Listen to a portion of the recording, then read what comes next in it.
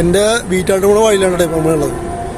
അപ്പോൾ ഞാൻ പാലക്കാട് നിൽക്കുമ്പോൾ നമ്മുടെ പേരക്കൊക്കെ പറഞ്ഞത് അടക്കാപ്പഴം എന്നാണ് അവിടെ പേരക്കൊക്കെ പറഞ്ഞത്.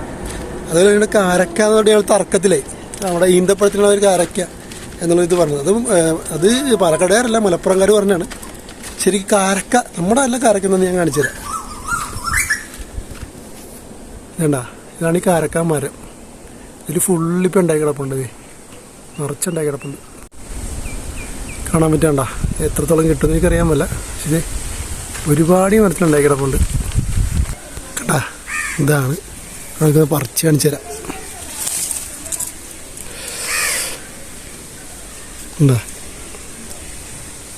എന്താണ് കാരക്ക പഴുത്തില്ലത്, ചെറുതാണ്.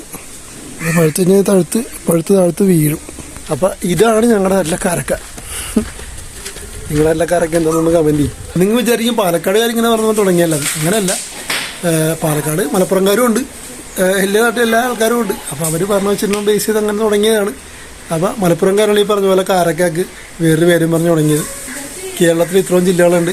അപ്പോൾ ഈ ഓരോരോ സാധനങ്ങൾക്ക് എന്താണ് പറഞ്ഞതെന്നുള്ളത് അറിയാൻ വേണ്ടി മാത്രമേ നമ്മൾ വീഡിയോ ഉണ്ടാക്കുന്നത്. അപ്പോൾ നിങ്ങളുടെ നാട്ടിൽ ഇനി എന്താ പറഞ്ഞെന്നുള്ളത് ജസ്റ്റ് ഒന്ന് കമൻറ്റ് ചെയ്യുക.